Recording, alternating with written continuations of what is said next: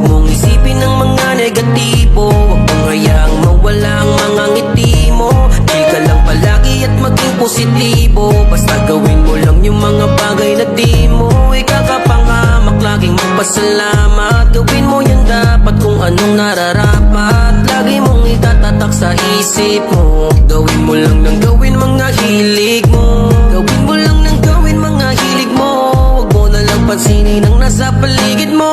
Alisin ang mga negatibo, buksan ang mga ngiti mo, palayain sa isipan ang mga tangan na hindi mo malis sa sarili mo. Ba't lagi kang nakakulong? Di naman yung sagot sa lahat ng iyong tanong. Lahat tayo ay may pag-asa na matamasa, na makamit yung magandang buhay at magandang umaga. Di lang naman ikaw ang may bitbit na mga suliranin. Isipin mo na lamang laging may Diyos ka at panalangin. Gawin mo na lamang kung ano ang dapat.